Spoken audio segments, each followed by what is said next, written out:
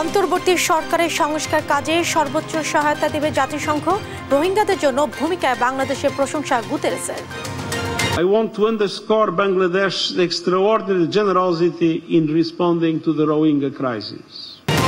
জাতিসংঘ মহাসচিবের সঙ্গে বৈঠক। দ্রুত জাতীয় নির্বাচনের পক্ষে বিএনপি। গণপরিষদের মাধ্যমে সংবিধান পরিবর্তন চায় এনসিপি। মূলত যে নির্বাচন কেন্দ্রিক যে বিষয়গুলো আছে সেগুলো করে ফেলা। গণপরিষদ ছাড়া সংবিধানের মৌলিক কোনো পরিবর্তন আসলে কিন্তু টেকসই হবে না। সেই জায়গা থেকে আমরা গণপরিষদ নির্বাচন চাচ্ছি। উত্তেজনার জেরে গণমিছিল স্থগিত করে শহীদ মিনারে সংক্ষিপ্ত সমাবেশ আজ সংগঠনের। ফ্যাসিস্ট প্রতিহতের ঘোষণা ইনকিলাব মঞ্চের। এবং গণপরিবহনে নারীর সুরক্ষায় হেল্প অ্যাপ চালু। সহিংসতার ঘোষণা লিপিবদ্ধ হলে তাৎক্ষণিক এফআইআর হিসেবে গণ্য করবে ডিএমপি। আমন্ত্রণ সংবাদ রাতে দেখছিলেন শিরোনাম, সঙ্গে আছে আমি জেসিকা বেদিন। এবারে বিস্তারিত। বাংলাদেশের মানুষের কল্যাণে সব ধরনের সহায়তার আশ্বাস দিয়েছে জাতিসংঘ মহাসচিব আন্তোনিও গুতেরেস। রোহিঙ্গাদের আশ্রয় দেয় বাংলাদেশের প্রশংসা করে তিনি বলেন, এই সমস্যার সমাধানে প্রচেষ্টা চালিয়ে যাবে জাতিসংঘ। শনিবার পররাষ্ট্র উপদেষ্টা তৌহিদ হোসেনের সঙ্গে বৈঠক শেষে যৌথ ব্রিফিংয়ে এসব কথা বলেন জাতিসংঘ মহাসচিব। রোহিঙ্গাদের সঙ্গে একাত্মতা জানাতে বাংলাদেশের সফরের কথা উল্লেখ করে তিনি বলেন, কক্সবাজার রোহিঙ্গা ক্যাম্পের মানবিক বিপর্যয় চলছে। গণতন্ত্র ও উন্নয়নের পথে বাংলাদেশের অগ্রযাত্রায় আশাবাদী গুতেরেস বলেন, সংস্কার ও পরিবর্তনের পথে জাতিসংঘ বাংলাদেশকে সব ধরনের সাহায্য করবে। এ সময় জাতিসংঘ শান্তিরক্ষা মিশনে বাংলাদেশের ভূমিকারও প্রশংসা করেন জাতিসংঘ মহাসচিব। By offering Rohingya refugees sanctuary, Bangladesh has demonstrated solidarity and human dignity, often at significant social, environmental and economic costs. Strongly appeal to the international community to allow us to avoid this tragedy. In this spirit, we will continue standing with the people of Bangladesh as you navigate the challenges and opportunities ahead. দ্রুত নির্বাচন কেন্দ্রিক সংস্কার শেষ করে নির্বাচন চায় BNP. আর সংস্কার টেকসই করতে গণপরিষদের মাধ্যমে সংস্কার হতে হবে বলে জানায় এনসিপি। অন্যদিকে টেকসই গণতন্ত্রের জন্য সংস্কার জরুরি বলে মনে করেন জামায়াতে ইসলামী। শনিবার রাজধানীর হোটেল ইন্টারকন্টিনেন্টালে জাতিসংঘ মহাসচিব আন্তোনিও গুতেরেসের সঙ্গে বৈঠক শেষে এসব কথা জানান দলগুলোর নেতারা। হাসান মাহমুদ জানাচ্ছেন বাকিটা। শনিবার দুপুরে হোটেল ইন্টারকন্টিনেন্টালে দেশের সমসাময়িক পরিস্থিতি ও গণতান্ত্রিক উত্তরণের পথে করণীয় বিষয়ে রাজনৈতিক দল, সংস্কার কমিশন ও সমাজের তরুণ প্রতিনিধিদের সঙ্গে বৈঠকে বসেন জাতিসংঘের মহাসচিব আন্তোনিও গুতেরেস। যোগ দেন বিএনপি, জামাত, জাতীয় নাগরিক পার্টি, এবি পার্টি, গণসংহতি আন্দোলন সহ জুলাই অভ্যুত্থানে অংশ নেয়া রাজনৈতিক দলের নেতারা। প্রায় 2 ঘন্টার বৈঠক শেষে গণমাধ্যমের সঙ্গে কথা বলেন তারা। এ সময় দ্রুত সংস্কার শেষে নির্বাচন দরকার বলে জানান বিএনপি মহাসচিব। মূলত যে নির্বাচন কেন্দ্রিক যে বিষয়গুলো আছে সেগুলো করে ফেলা এবং তার দ্রুত ইলেকশন করা এবং একটা পার্লামেন্টের মাধ্যমে বাকি বিষয়গুলোকে আপনার করতে হবে। এটা একটা চলমান প্রক্রিয়া। তবে গণপরিষদের মাধ্যমে সংবিধান সংস্কার করা না হলে তা টেকসই হবে না বলে জানান জাতীয় নাগরিক পার্টির আহ্বায়ক। সংবিধান সংস্কার বিষয়ে আমাদের যেটা বক্তব্য সেটা আমরা বলেছি যে আমরা গণপরিষদের মাধ্যমে নতুন সংবিধানই বলি, সংবিধান সংস্কারই বলি। গণপরিষদ ছাড়া সংবিধানের মৌলিক কোনো পরিবর্তন আসলে কিন্তু টেকসই হবে না।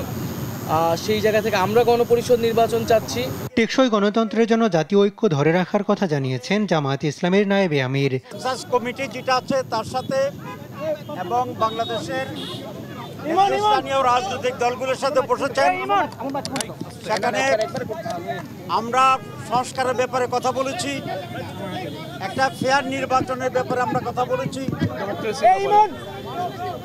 টেকসই গণতন্ত্রের ব্যাপারে আমরা কথা বলেছি এবং জাতীয় ঐক্যের ব্যাপারে আমরা কথা বলেছি। আর সংবিধান সংস্কার পরিষদের নির্বাচনের মাধ্যমে টেকসই সংস্কার হবে বলে মত দিয়েছেন গণসংহতি আন্দোলনের প্রধান। এটা জনগণের ইচ্ছা অভিপ্রায় আকারে যাতে হয় সংবিধান সংস্কার সহ সমস্ত, সে কারণেই আগামী সংসদ নির্বাচন সংবিধান সংস্কার পরিষদ হিসেবে হওয়া দরকার।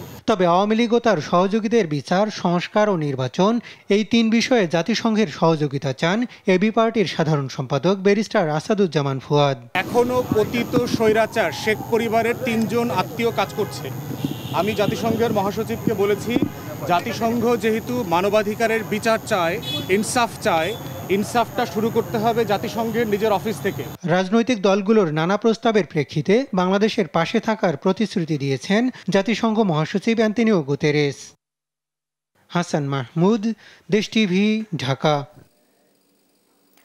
জাতিসংঘ মহাসচিবের সঙ্গে বৈঠকের বিষয়ে আলোচনার জন্য স্টুডিওতে আমাদের সঙ্গে যুক্ত আছেন আমাদের সহকর্মী হাসান মাহমুদ। হাসান, দেশ টিভি স্টুডিওতে আপনাকে স্বাগত জানাচ্ছি। আপনার কাছে জানতে চাইব, মহাসচিবের সঙ্গে বৈঠক শেষে কি বললেন রাজনৈতিক দলগুলোর নেতারা, আর বৈঠক কতটা ফলপ্রসূ হয়েছে? ধন্যবাদ আপনাকে। যেমনটা বলছিলেন যে মহাসচিবের সাথে আজকে কিন্তু বাংলাদেশের যেসব রাজনৈতিক দল গণ অভ্যুত্থানের যুক্ত ছিল সেসব সবগুলো দলে কিন্তু এখানে যুক্ত ছিল, বিশেষ করে বিএনপি, জামাত ইসলামী, এনসিপি এবং এবি পার্টি সহ সবগুলো দলে কিন্তু মোটামুটি ছিল, এবং প্রত্যেকটি দলেরই একটা বড় চাওয়া ছিল যে আগামী নির্বাচন এবং বাংলাদেশ কিভাবে আসলে গণতান্ত্রিক প্রক্রিয়ার মধ্যে প্রবেশ করতে পারে সেটি কিন্তু সবচেয়ে বড় আলোচনার বিষয় ছিল আজকে। যেমন বিএনপি মহাসচিব যেটি বলছিলেন যে আগামী যে জাতীয় সংসদ নির্বাচন সেটি করবার জন্য যেসব সংস্কার প্রয়োজন, সেই নির্বাচন কেন্দ্রিক যেসব সংস্কারগুলো আছে সেগুলো দ্রুত সংস্কার করে নির্বাচনের মধ্যে একটি গণতান্ত্রিক প্রক্রিয়ায় প্রবেশ করতে হবে। এবং অন্যদিকে এনসিপি যেটা জাতীয় নাগরিক পার্টি, তারা কিন্তু বলছিলেন যে আগামী যে নির্বাচনটি হতে হবে সেটি অবশ্যই গণপরিষদ নির্বাচনের তারা দাবি জানিয়েছে, এবং তারা বলছেন যে এই এখন যে সংস্কারগুলো প্রস্তাব আসছে সেগুলোকে এখন যে জুলাই চার্টার হিসেবে প্রকাশ করা হবে, সেই জুলাই চার্টারকে যদি আমরা স্থায়ী করতে যাই বা এটা কন্টিনিউয়াস ধারাবাহিকভাবে এটাকে যদি ধারা অব্যাহত রাখতে হয় তাহলে অবশ্যই গণপরিষদ নির্বাচন প্রয়োজন। এবং তাদের যে আশঙ্কার কথা যেটি বলছিলেন সেটি হচ্ছে যে যে কোনো সময় অন্য কোনো সরকার যদি এসে এই সংস্কারগুলোকে না মানে তখন কিন্তু আর করবার কিছু থাকবে না। এই জন্য তারা যেটি বলছেন যে নতুন একটি সংবিধান প্রণয়ন করতে হবে যেটি গণপরিষদ নির্বাচনের মাধ্যমে, এবং সেখানে যারা নির্বাচিত হবে তারা অবশ্যই এই একটা নতুন সংবিধান পাশ করবে এবং তারা পরবর্তীতে সংসদ সদস্য হিসেবে কাজ করবে এবং তারা আইন প্রণয়নের ক্ষেত্রে অন্যতম ভূমিকা রাখবে। এবং অন্যান্য যেসব রাজনৈতিক দল ছিল সেখানে তারা বিশেষ করে জামাত ইসলামী তারা বলছিলেন যে এই সংস্কার আমরা যাই প্রস্তাব করি না কেন সেটিকে যদি অক্ষুণ্ণ রাখতে হয় অবশ্যই জাতীয় যে সংহতি এবং জাতীয় ঐক্য সেটি কিন্তু আমাদের প্রয়োজন। এবং বিশেষ করে যেসব রাজনৈতিক দল গণ অভ্যুত্থানে অংশ নিয়েছিল এবং আওয়ামী সরকারের যে পতন, সেই পতনে যারা ভূমিকা রেখেছে তাদেরকে অবশ্যই শক্তিশালীভাবে একতাবদ্ধ না থাকলে কিন্তু এইসব সংস্কার কোনোভাবে কাজ করবে না। এবং সে ব্যাপারে জাতিসংঘ সহ অন্যান্য যেসব আন্তর্জাতিক সংস্থা এবং বিশেষ করে বিশ্বের অন্যান্য অপরাপর যেসব দেশ বন্ধু প্রতিমা আমাদের, তাদের সহযোগিতাও তিনি যেটি চাচ্ছিলেন, এবং বাংলাদেশের রাজনৈতিক দলগুলোর ভিতরে যেন কোনোভাবে ফাটল না ধরে সে ব্যাপারে কিন্তু তারা বলছেন। এবং আরেকটা বিষয় এখানে আলোচনা হচ্ছিল রাজনৈতিক দলগুলো, যেমন আসাদুজ্জামান ফুয়াদ যিনি এবি পার্টির সাধারণ সম্পাদক, তিনি যেটি বলছিলেন যে বাংলাদেশে এখন যেটি দরকার সেটি হচ্ছে একদিকে নির্বাচন, অন্যদিকে সংস্কার এবং নির্বাচন, এই তিনটে বিষয় কিন্তু প্রয়োজন। সেটি বিচার, একটা হচ্ছে বিচার, আওয়ামী সরকারের সঙ্গে যেসব প্রতিষ্ঠান এবং যেসব ব্যক্তি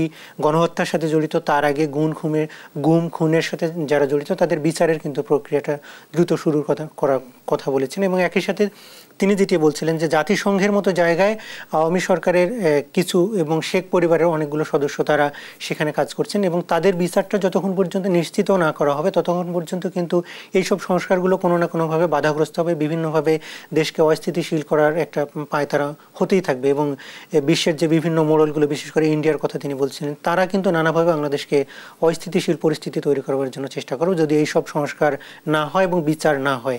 এবং সবশেষ যেটি হচ্ছে যে আগামী নির্বাচনের মধ্য দিয়েই কিন্তু একটু গণতান্ত্রিক পরিবেশ ফিরিয়ে আনতে হবে। এখন যে স্থিত অবস্থা চলছে এটা আসলে কোনোভাবেই একটি লং টার্ম প্রসেস না, এটি একটি শর্ট টার্ম প্রসেস, এবং এই অন্তর্বর্তী সরকার একটি শান্তিপূর্ণ গ্রহণযোগ্য নির্বাচনের মধ্য দিয়ে সেই গণতান্ত্রিক প্রক্রিয়ায় প্রবেশ করবে, এমনটাই কিন্তু রাজনৈতিক দলগুলো আজকে আশাবাদ ব্যক্ত করেছেন। আর যৌথ ব্রিফিংয়ে কি বললেন জাতিসংঘ মহাসচিব? জাতিসংঘের মহাসচিব যেটি আজকে যৌথ ব্রিফিংয়ে তার যেটি চাওয়া তিনি প্রথম দিকে যেটি বলছিলেন যে মুসলিম উম্মাকে তিনি স্বাগত জানিয়েছেন, বিশেষ করে বাংলাদেশে অসংখ্য মুসলমান, 90% মতো মুসলমান, সেই মুসলমানরা যে ধর্মীয়ভাবে এই রমজান পালন করছে সেখানে তিনি এই যে বাংলাদেশের রমজানকে তিনি অনেকটা উপভোগ করছেন এমনটাই কিন্তু বলছিলেন। এরপরে গতকালকে তিনি যে রোহিঙ্গা ক্যাম্পে গিয়ে 1 লক্ষের বেশি রোহিঙ্গাদের সঙ্গে ইফতারি করেছেন সেটি একটা তার অন্যতম বড় অভিজ্ঞতা বলে তিনি সেখানে বলেছিলেন। এবং তিনি যেটি বলছিলেন যে রোহিঙ্গারা আসলে একটা অমানবিক জীবনযাপন করছেন এবং তাদের নিজ দেশে ফিরিয়ে নিয়ে গিয়ে তাদের প্রত্যাবাসনটা আসলে কিভাবে কত দ্রুত করা যায় সে ব্যাপারে কিন্তু বলছিলেন, এবং তিনি বলছেন বাংলাদেশের যেই সংকট সেই সংকটটা আসলে কিভাবে মোকাবেলা করা যায়, এবং বাংলাদেশের সাথে তিনি বলছিলেন যে জাতিসংঘ সর্বোচ্চ সহযোগিতা করবে, এমনটা কিন্তু বলছেন। এবং এই যে উন্নয়ন প্রক্রিয়া এবং বাংলাদেশের যেসব সংস্কার কার্যক্রম শুরু হচ্ছে সেই সব সংস্কারগুলো আসলে কিভাবে দ্রুত বাস্তবায়ন করা যায় এবং সেটি কিভাবে মানে কার্যকর করা যায় সে ব্যাপারে কিন্তু জাতিসংঘ সর্বোচ্চ সহযোগিতা করবে, এমনটা কিন্তু তিনি আজকের বৈঠক শেষে যে ব্রিফিং সেখানে কিন্তু বলেছিলেন। এবং সেখানে পররাষ্ট্র উপদেষ্টা তৌহিদ হোসেন ছিলেন, তিনিও বলছিলেন যে বাংলাদেশের, তিনি জাতিসংঘের মহাসচিবকে উদ্দেশ্য করে বলছিলেন যে বাংলাদেশের যেসব সংস্কার প্রক্রিয়া রয়েছে সেখানে কিন্তু নানাভাবে বিদেশি শক্তিগুলো এখানে প্রভাব বিস্তার করবার চেষ্টা করে, সেখানে জাতিসংঘের মহাসচিব সহ জাতিসংঘ আসলে সর্বোচ্চ সহযোগিতা করবে বাংলাদেশের গণতান্ত্রিক পরিবেশ উত্তরণের জন্য, সেটাই কিন্তু তিনি আশাবাদ ব্যক্ত করেছেন আজকের যৌথ ব্রিফিংয়ে। হাসান, আপনাকে ধন্যবাদ আমাদের সাথে যুক্ত হওয়ার জন্য। জি, ধন্যবাদ আপনাকেও। দর্শক, দেশ টিভি স্টুডিওতে আমাদের সঙ্গে যুক্ত ছিলেন সহকর্মী হাসান মাহমুদ। সংস্কার ও নির্বাচন নিয়ে প্রধান উপদেষ্টার দেয়া বক্তব্যের সমালোচনা করেছেন বিএনপির সিনিয়র যুগ্ম মহাসচিব রুহুল কবির রিজভী। বলেন, প্রধান উপদেষ্টার বক্তব্যে জনমনে নির্বাচন নিয়ে ধোঁয়াশা তৈরি হয়েছে, আর সংস্কার অজুহাতে সময় নষ্ট করে দ্রুত নির্বাচনের দাবি জানিয়েছেন দলটির স্থায়ী কমিটির সদস্য মির্জা আব্বাস। শনিবার আলাদা অনুষ্ঠানে এসব কথা বলেন নেতারা। নিয়াজ মোর্শেদের রিপোর্ট। শনিবার দুপুরে রাজধানীর মাদারটেকে রাষ্ট্র কাঠামো মেরামতে বিএনপির ৩১ দফা সংস্কার কর্মসূচি নিয়ে কর্মশালা আয়োজন করে সবুজবাগ থানা বিএনপি। অনেকে পলাতক ছিলাম। নেতারা বলেন, ৫ আগস্টের পর যারা নব্য বিএনপি সেজে দলের বদনাম করছেন তাদের বিরুদ্ধে ব্যবস্থা নেওয়া হবে। যারা অন্যায় না করেও যেন কেউ শাস্তি না পায়, অন্যায় করেও যে শাস্তি পাচ্ছে না এরকমও যেন না হয়, আবার অন্যায় না করে যেন শাস্তি পায় সেরকমও যেন না হয়। এই ৫ তারিখের পরে বিশেষ করে খিলগাঁও ভিত্তিক এই সবুজবাইয়ের কিছু নাম এলাকায় কিছু নব্য বিএনপির সৃষ্টি হয়েছে। আমি মনে করি আজকে আব্বাস ভাইকে সিদ্ধান্ত নিতে হবে, এই সমস্ত পোকামাকড়কে দল থেকে বের করে দিতে হবে আপনাকে। আর সংস্কারের অজুহাতে সময় নষ্ট না করে দ্রুত নির্বাচন চাইলেন দলটির স্থায়ী কমিটির সদস্য মির্জা আব্বাস। সংস্কার করে সময় নষ্ট করবেন না, যথাসম্ভব শীঘ্রই নির্বাচনটা দেন। এই দেশের মানুষের যে একটা মানসিক অস্থিরতা কাজ করতেছে। বিকেলে ছাত্রদল, যুবদল ও স্বেচ্ছাসেবক দলের ইফতার ও দোয়া মাহফিলে বিএনপির সিনিয়র যুগ্ম মহাসচিব রুহুল কবির রিজভী প্রধান উপদেষ্টার সংস্কার ও নির্বাচন নিয়ে দেয়া বক্তব্যের সমালোচনা করেন। স্বল্পমেয়াদী সংস্কার চান তাহলে ডিসেম্বরে, আর যদি দীর্ঘমেয়াদী সংস্কার চান তাহলে জুনে। এই কথাগুলো আপনার বলে সরকারের পক্ষ থেকে ধোঁয়াশা তৈরি করা হচ্ছে কেন, এটা আজকে জনগণের জিজ্ঞাসা। একই অনুষ্ঠানে বিএনপির স্থায়ী কমিটির সদস্য খন্দকার মোশাররফ হোসেন বলেন, ভোটের তারিখ জানলেই জনগণ পতিত সরকারের সব ষড়যন্ত্র রুখে দেবে। সংসদের নির্বাচনের দিন তারিখ ঠিক করা হবে, ঘোষণা করা হবে, তখন জনগণ সেই নির্বাচনমুখী হয়ে যাবে এবং সেই জনগণ তখন দায়িত্ব নেবে যে পতিত সরকার যদি দেশে কোনো ষড়যন্ত্র করতে চায় জনগণই তার মোকাবেলা করবে। অনুষ্ঠানে দ্রুত নির্বাচনের রোডম্যাপ ঘোষণার দাবি জানান নেতারা। নিয়াজ মোর্শেদ, দেশ টিভি, ঢাকা। জাতীয় নির্বাচন নিয়ে অন্তর্বর্তী সরকার প্রধানের বক্তব্য আরও স্পষ্ট করার আহ্বান জানিয়েছেন জামাতে ইসলামীর আমির ডক্টর শফিকুর রহমান। বিভিন্ন রাজনৈতিক দলের উদ্দেশ্য বলেন, বিভিন্ন বিষয়ে মত পার্থক্য থাকতে পারে, কিন্তু মত বিরোধ যেন না হয়। বাংলাদেশ চীন মৈত্রী সম্মেলন কেন্দ্রে জামায়াত ইসলামীর আয়োজিত ইফতার মাহফিলে এসব কথা বলেন তিনি। সংবিধান প্রশ্নে বলেন, গেল ১৫ বছরে দেশের সংবিধান ও সাংবিধানিক জায়গাগুলোতে যে জঞ্জাল জমেছে তা পরিষ্কারের সংস্কারের জন্য অন্তর্বর্তী সরকারকে যৌক্তিক সময়ে দেওয়ার পক্ষে জামায়াত। জাতীয় স্বার্থে দলমত নির্বিশেষে ঐক্যমতের আহ্বানও জানান তিনি।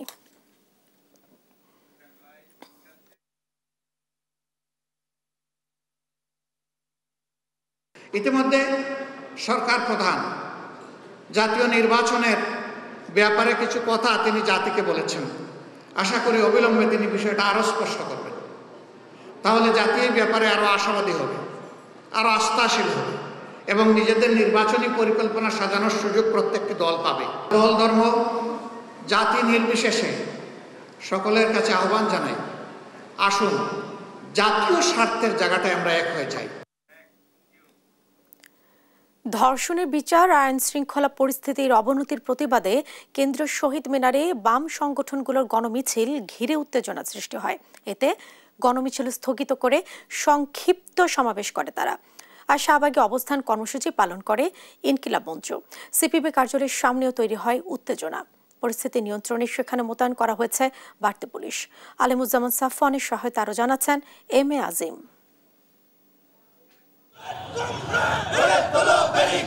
একদিকে বাম সংগঠনগুলোর গণমিছিল, অন্যদিকে পিনাকি ভট্টাচার্যের ফেসবুক স্ট্যাটাসের প্রেক্ষিতে সিপিবি কার্যালয় ঘিরে উত্তেজনা। শনিবার সকাল থেকে পুরানা পল্টনে দলটির কার্যালয়ের সামনে ভিড় করেন নেতাকর্মীরা। তারা জানান, কোনো হুমকিতে ভয় না পেয়ে চলমান আইন শৃঙ্খলা পরিস্থিতির প্রতিবাদ চলবে।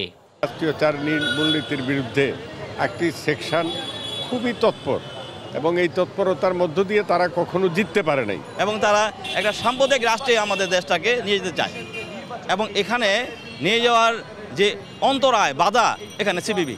আমরা কিন্তু সব মতের মানুষ একসাথে লড়াই করেছি যে এই স্বৈরাচারের পতন আমাদের করতে হবে, কিন্তু যখন স্বৈরাচারের পতন হলো তখন দেখলাম সর্বপ্রথম আক্রমণটাই আমাদের মেয়েদের দিকে আসলো, যে অগণিত রেপ হচ্ছে এবং তার কোনো বিচার হচ্ছে না।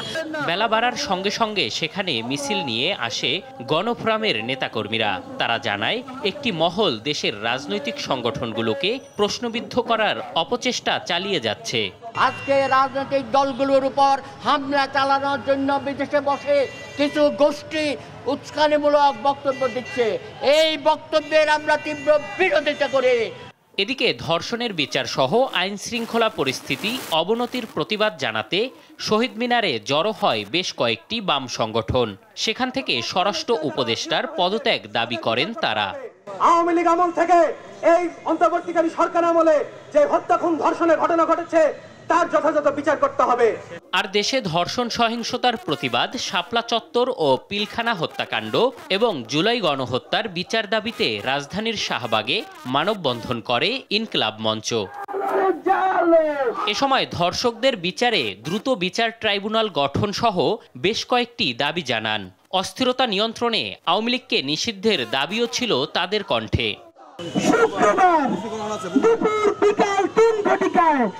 শাহবাগ মোড়ে আওয়ামী লীগকে নিষিদ্ধের দাবিতে এবং জুলাই, শাপলা ও পিলখানার বিচারের দাবিতে শহীদি সমাবেশ ঘোষণা করছি। এসব কর্মসূচি ঘিরে রাজধানী জুড়ে বাড়ানো হয় পুলিশি নিরাপত্তা। এম এ আজিম, দেশ টিভি, ঢাকা। গণপরিবহনে নারী সুরক্ষায় চালু হলো হেল্প অ্যাপ। এই অ্যাপে নারীর প্রতি সহিংসতার কোনো ঘটনা লিপিবদ্ধ হলে তাৎক্ষণিকভাবে তা এফআইআর হিসেবে গণ্য হবে বলে জানিয়েছেন ডিএমপি কমিশনার শাহাদ নিশাদের রিপোর্ট, জানাচ্ছেন মোহাম্মদ আলাউদ্দিন। সম্প্রতি বেড়েছে নারী ও শিশু ধর্ষণ ও নারী নির্যাতনের ঘটনা। এমন বিষয়টিকে সামনে রেখে ব্রডকাস্ট জার্নালিস্ট সেন্টার, বিজেসি ও সুইচ বাংলাদেশ ফাউন্ডেশন যৌথভাবে একটি অ্যাপ ভিত্তিক পরিষেবা হেল্প চালু করেছে, যা গণপরিবহনে নারীদের নিরাপত্তা নিশ্চিতে সহায়ক ভূমিকা পালন করবে, যা ইপটিজিং বা যৌন নিপীড়নের জন্য তৎক্ষণাৎ সহায়তা চাইতে পারবেন নারীরা। শনিবার রাজধানীর কাউরান বাজারের ডেইলি স্টার ভবনে এই অ্যাপের উদ্বোধনী করেন ডিএমপি কমিশনার শেখ মোহাম্মদ সাজ্জাদ আলী। এ সময় তিনি দুঃখ প্রকাশ করে বলেন, গণমাধ্যমে প্রচারিত সংবাদের থেকেও ধর্ষণের ঘটনা বেশি। আমার পুলিশি জীবনের অভিজ্ঞতায় আমি দেখছি যে যত সংখ্যক আপনারা মিডিয়াতে দেখতে পান এর চেয়ে কয়েক গুণ বেশি ঘটনা ঘটে। এর মধ্যে এক দুইটি বড় ঘটনা হলে মিডিয়া পার্সোনালরা বিষয়টি আমাদের সামনে আনেন, আর বাকি সবই আমার মনে হয় যে 95% নিয়ে আনরিপোর্টেড, ডিসক্লোজড হয় না বা ওই অবস্থাতেই শেষ হয়ে যাচ্ছে। হেল্প অ্যাপে নারীর প্রতি সহিংসতার কোনো ঘটনা লিপিবদ্ধ হলে তাৎক্ষণিকভাবে তা এফআইআর হিসেবে গণ্য হবে বলেও জানান ডিএমপি কমিশনার। অ্যাপসের মাধ্যমেও যদি আমার থানায় রিপোর্ট হয়ে যায়, we consider this is FIR. এর পরবর্তী স্টেপে যদি যখনই অ্যাকশনের প্রয়োজন হবে, বেসড অন দিস আমরা মামলা শুরু করব, যে দিস ইজ এফআইআর, ওইটা থেকেই আমরা শুরু করতে পারি, আমাদের কোনো আইনগত বাধা নেই। একই সঙ্গে নারীদের প্রতি সম্মানার্থে ধর্ষণ শব্দটি ব্যবহার না করে নারী শিশু নির্যাতন কিংবা নিপীড়ন শব্দটি ব্যবহারের অনুরোধ জানান তিনি। মোহাম্মদ আলাউদ্দিন, দেশ টিভি, ঢাকা। মাগুরায় ৮ বছরের শিশু ধর্ষণের দায় স্বীকার করে আদালতে জবানবন্দি দিয়েছেন অভিযুক্ত হিটু শেখ। শনিবার বিকেলে 4:30টার দিকে Magura senior judicial magistrate Sabyasachi রায়ের আদালতে আসামি হিটু শেখ উপস্থিত হয়ে 164 ধারায় জবানবন্দি দেন। এর আগে চিকিৎসাধীন অবস্থায় বৃহস্পতিবার ঢাকা সিএমএইচে ধর্ষণের শিকার শিশুটির মৃত্যু হয়।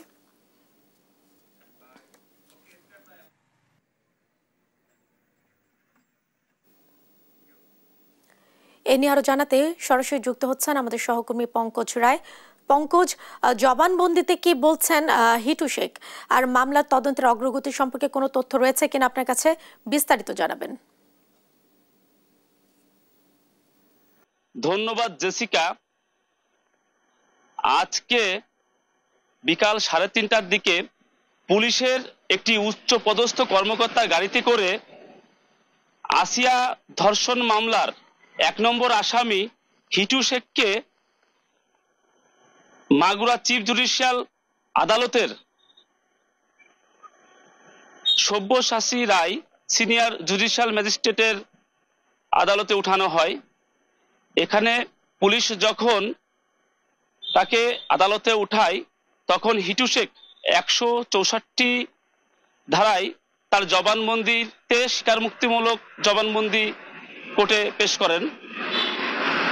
আপনাকে জানিয়ে রাখা ভালো, মূলত আজকে সরকারি ছুটির দিন হলেও আজ শনিবার 15 মার্চ সরকারি ছুটির দিন থাকলেও মবের আশঙ্কায় পুলিশ বিকাল 3:30টার দিকে পুলিশ তাকে কোর্টে উঠায় এবং কোর্ট থেকে তার স্বীকারোক্তিমূলক জবানবন্দি নেয়। এর পূর্বে আপনাদের মাধ্যমে জানিয়ে রাখি, গত 10ই মার্চ মানে প্রচলিত প্রথা ভেঙে রাত 12টার পরে এই 4 আসামিকে, এই ধর্ষণ মামলা 4 আসামিকে কিন্তু গভীর রাতে আদালত উঠানো হয়েছিল, যেখানে পুলিশ তাদের রিমান্ড চেয়েছিল, যেখানে 1 নম্বর আসামি হিটু শেখকে 7 দিন এবং অন্যান্য 3 জন আসামিকে 5 দিন করে রিমান্ড মঞ্জুর করা হয়েছিল। এরই মাঝে আজকে বিকালে কোর্ট